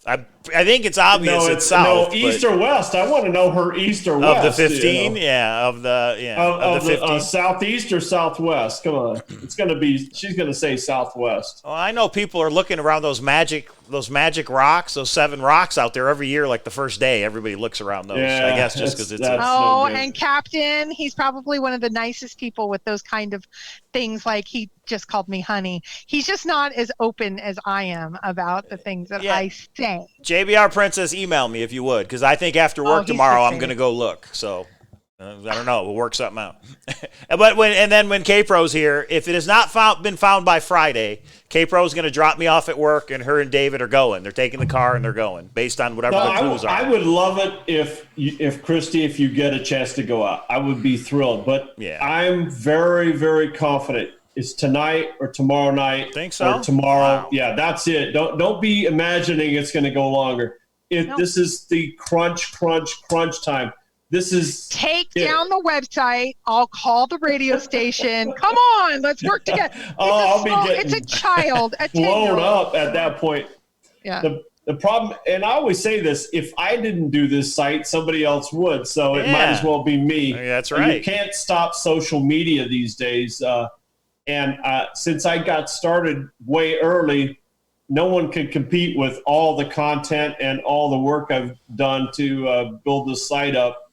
And it's just a kind gesture to everyone playing. In fact, it promotes the game better than the radio station does. Well, and you've done some nice things, like you said, when it comes to sponsors. You delay, like you don't put stuff up immediately. You make sure that the sponsors are recognized just to give them respect. So you've done some things to say info is going to get out there. But it was funny, over on the Facebook page, someone's like, did everybody know that there is a website out there? And I actually put the website address. I'm like, yeah, and he's the admin of this page. And it's so funny when, like, I was over on Reddit, not that I ever go there, and don't go there because they're mean.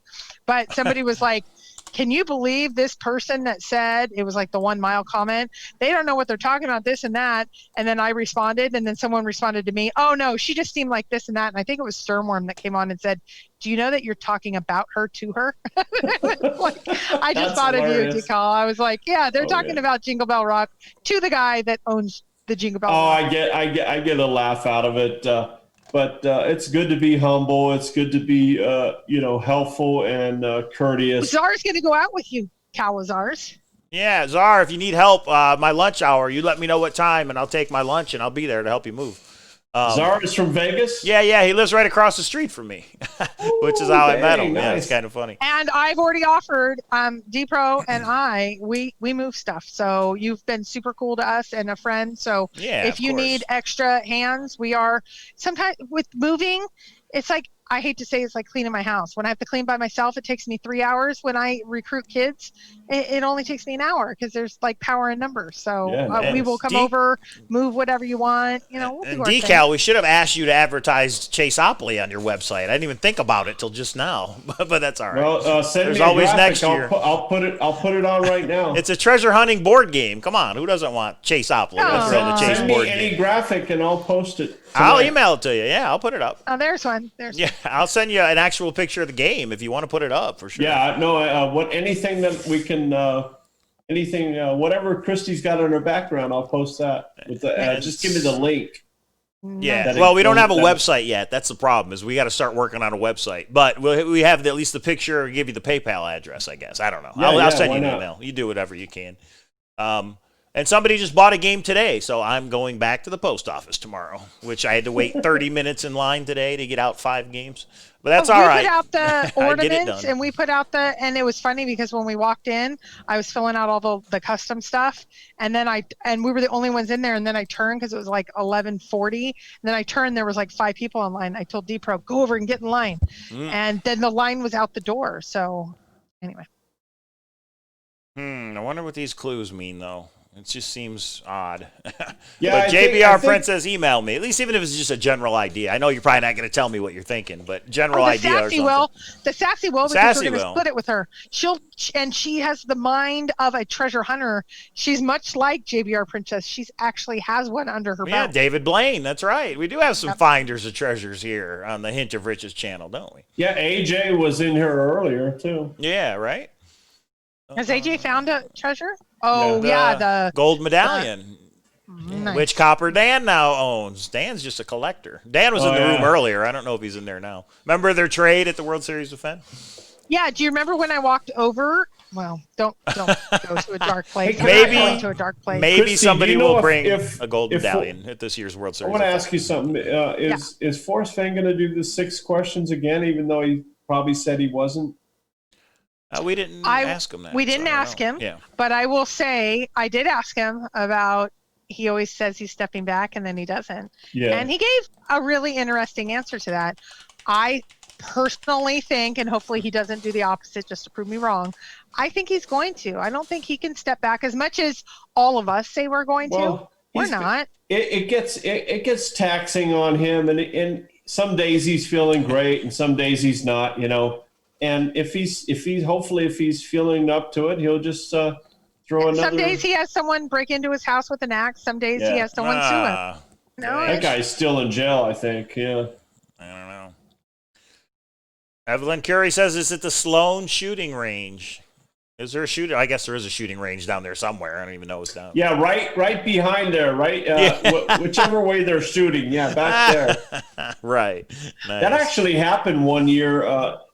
Where it was very close to a shooting range, and people were going behind there looking. The northern one, right? By the school up there? By the northern? No, there's been a couple of times where shooting ranges were mentioned, but, I can't even remember the year. It was back behind the Silver Bowl. There's this shooting range back there, and people were crazy going back there, but it's like, the last thing the radio station wants is for somebody to get hurt, Yeah, of course. That's horrible publicity. Hopefully there's not going to be any guns involved this year. Hopefully. I looked over at Dennis, and he's got that, 44 Magnum pointed at the radio station guy. Oh, man.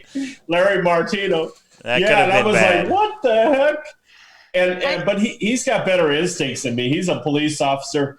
3 a.m, if somebody's blaring their lights on you, it's like, it could be trouble, So do you think Mike and Carla know the location? So when he said there's a twist, it's because he knows, or? Well, Mike obviously knows. He's the general manager. Oh, okay. And he has no interest in the 10,000. He would never throw the game. Well, no, he works there. Of course not. Yeah. Yeah, but he's more than just an employee. He's the general manager. Okay. And so his butt is totally on the line here. And that night, 3 a.m., when Larry Martino was so upset with us, he was calling Mike O'Brien to ask him, what do I do? These guys, are cheaters, Oh, he's the one that said, no, give it to him. Like, he figured it out. Give it to him. Yeah, he said. First of all, you wouldn't want to have to worry about it at 2 a.m. But if I was with anybody and there's already guns out, I would say I would want decal there, because if there's one guy that could hey, man, wait, hold on, and become friends with someone instantaneously. I'll talk my way out of anything. Yes, you could talk your way out of a speeding ticket when you were going 120 miles an hour. Criminals, no problem. But JBR Princess says Carla does not know where it is. No, she doesn't know any. I don't even think she likes this game. But they had to assign it to some show. Yeah. And so they assigned it to their show. So Mike and Carla's Jingle Bell Rock. Okay. It's a little bit ridiculous. Carla doesn't care about it. But she's nice, and she's at the events and stuff. I think she's polite. So far, they've done a good job. I mean, it hasn't been found yet that we know of. So, it's a good deal. It hasn't been found yet. Again, wait till Friday morning. Why Still are waiting on that email, JBR Princess. Why are you? I just want somewhere to go look. It'd be fun to go search. But here's the thing: JBR Princess is not going to give you anything of value. Why? I know. Because she's there. Right. The Sassy is not in the location.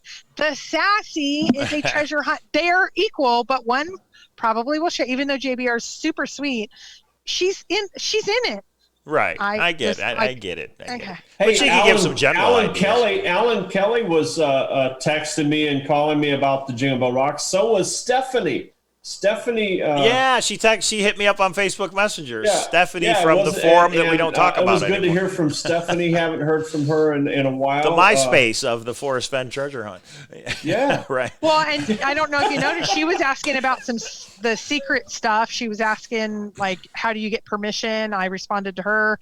And she's redone her forum where now she's getting into some of the other hunts. So that's some interesting developments for you. Yeah, why treasure not? Hunters. I've always gotten along great with Stephanie. Her and I are friends, and we always end up talking business, kind of like Christy and I. Sometimes we're talking business, I like being an entrepreneur.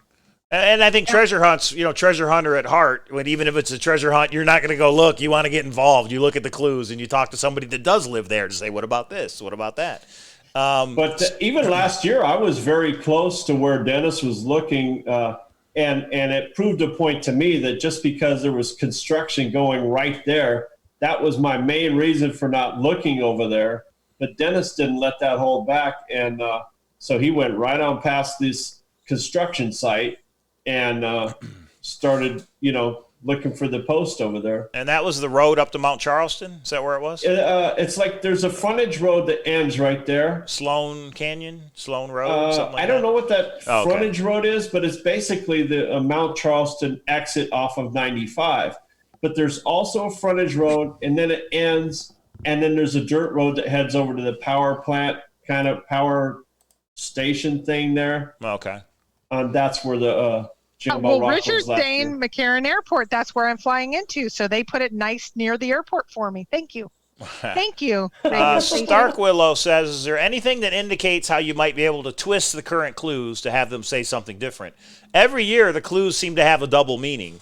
So there's the meaning the clue writer has in his mind, and we all take it a different way and end up somewhere else. Because I've been out by Prim, and it's not even in the southern part of the valley being the prior years. Well, here's what I did with the puzzle clues. I talked a little bit with decal. there is some letters that they use different. They do kind of like a newspaper clipping. Some of them use 2 different clippings. Some of them use 1. I tried to do a anagram based on that. Then Decal and I were talking about capital letters, and we were talking about, I actually stacked them up, first letter of each one, third letter of each, based on, is it number 4? Is it number 20? Is it number, all of that. Yeah, kind of a shift. What is that called in? Try the wheel. Yeah. So JBR Princess and to Decal, do you think the picture clue this Thursday will be another number, or do you think it'll be something else that helps us figure out what the numbers mean? Yeah, I was wondering about that. Whatever it is, if it's a number or just the way to break the number pattern, it's going to be significant because this is the final. I mean, that's Friday, or it's Thursday, right? But basically, you can't even. You can search all night, but that's basically the last clue. And what's funny is there are people that search all night. That's when I'm flying in. So Friday they'll have 4 more clues total, but like I say, it's going to be over Wednesday. But I don't like to little sideways, like just a small sideways. I want to go look after work tomorrow. I just got to get a location. How about $20? Well, for sure, $20 you won't be able to play this game. A wager. How about this? How about Thursday by 5 o'clock? If it's found before that, I give you $20. If it's found after that, you give me $20. Okay. All right. Now you heard it here on the Hint of Riches. Boom. JBR says the 5th clue will be a number to complete the math solve of a map, point, or a date. A map point. 5 numbers. Can you come up with a map? Like location? See, I already have one, and I gave it to Decal. I mean, there is a parcel map that's already out there. All right, Zoso Rocks. I got to tell these guys something. Okay, I want you to think of KKLZ as a lazy bunch of uninterested game players, okay? I'm not kidding. Yeah. They will not go to GPS coordinates. They will not go to difficult anything. These are very shallow clues, okay? They will not go to any extra effort. It's kind of like a job to them, okay? Even all they care about is nobody gets hurt, okay, and the sponsors are happy. Right. All right, so and they're not interested in hard clues. In fact, they should be trying to distract us. It's a clue writer versus 7,000 or 8,000 people. Right. So he's got a very difficult job, but his main job is to distract us.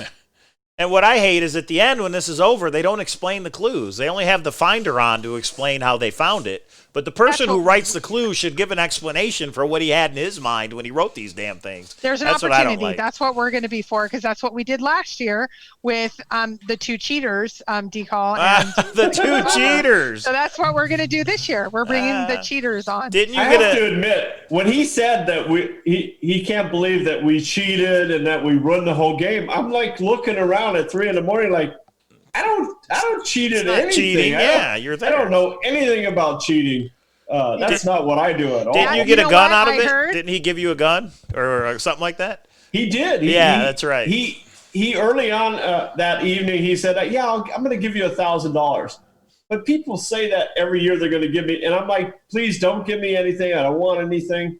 But Dennis, so later he made an appointment for me. And I drove past there at a job I had, and there was blacked out everything, no name, no nothing on the address. And I'm like, what the hell is this, a massage parlor or something? I'm like, Dennis, I'm Mormon. And he's like, no, don't worry. I would never disrespect you like that. And here's a gun. I get in there, and they're like, it's a gun store. I'm like, hallelujah. And then so he's like, what are you thinking? I'm like, 45. And so he drops like 6 pistols down on the counter. And I was like, man, that Sig Sauer, Desert Storm kind of theme, it looks awesome. It looks incredible. So it was like, okay, I'll take it. Okay, and cool. I didn't ask you this before. Forrest Fenn hunt, wife's not excited, and that's a bunch of jewels. And, I didn't think of that. Jingle Bell Rock. Jingle Bell Rock. I brought home a gun. What'd she think of it? How's the wife thinking? No, she hates it. And even tonight, she was like, "What are you doing on YouTube?" I'm like, honey, I'm doing Jingle Bell Rock video. And then she's like, you should be out there looking. You should be out there looking for the Jingle Bell Rock, not. You got to find it. That 10 grand would go a long way to make her happy, I think. Yeah. And I have to remind her, okay, I was playing Jingle Bell Rock before we met, so come on, It's grandfathered in. It's grandfathered in. That's right. You should do T-shirts. You should do Jingle Bell Rock T-shirts. Either give them away, sell them. I don't know. Let everybody who's searching wear the T-shirt. Let everybody know, hey, I'm looking for it too. I've got a lot of funny sayings. I on my website I write all those trash talking lines. I think those are hilarious. And if you guys come up with anybody comes up with any trash talking lines for the Jingle Bell Rock to say, let me know. I'll put it on the site. Oh, we're all rockheads, right? Wouldn't that be the? We're rockheads. Oh boy, it's fun though. Treasure hunts like this are fun, even though it's frustrating when you're like, I don't understand what these clues mean. It's still fun to sit. I spent an hour at work today on Google Maps trying to figure out going down the 15, going what. You spent connects. An hour after work today. Yeah, after work. That's what I said. After I had lunch, of course, I was on my lunch hour. Yeah, exactly. Right. Okay. Yeah. All right. Well, thank you for joining us, everybody. We got 50 thumbs up. We got 11 thumbs down, but that's okay. So make sure you guys subscribe to the channel. There's usually 12 of them, so somebody must be sick. And when the Jingle Bell Rock's found, Decal, maybe you want to come back on, and if you talk to the finder, kind of explain what the clues mean. Yeah, like when next Christy week finds or something. it, we'll come back on. That's right. JBR Princess finds it. We want you to come on the show, JBR Princess. All right. So, Christy, when you find it, you put it in your car, and then you call me up. You lock the doors, turn the heater on, and you call me up and say, come on, let's come out and video this. We'll put it back down on the ground. We'll video you picking it up. And it'll be D-Pro. It'll be bigger than him. He's going to be like, I love it. I love it. I love it. Let's do that. And then I want a gun. I'll buy you a gun. Or wait a minute, doesn't it go the other way? Right. Yeah, well, and I'm also thinking it's going to be all about D-Pro. I hope you guys do it for the children. Just wait. Don't get that prize yet. Do it for the children. And I'm going to probably be at the Silverton for this stupid picture clue on Thursday. So what is it, 6 p.m.? What time is it? Don't look for the Jingle Bell Rock. Christy wants to find it and save $20. Exactly. Oh, I forgot about it. We have a $20 wager. I'm bringing pennies. I'm going to pay you in pennies. Oh, my goodness. Just buy me lunch. Mike, you know how many buckets of pennies I have. Chaseopoly money.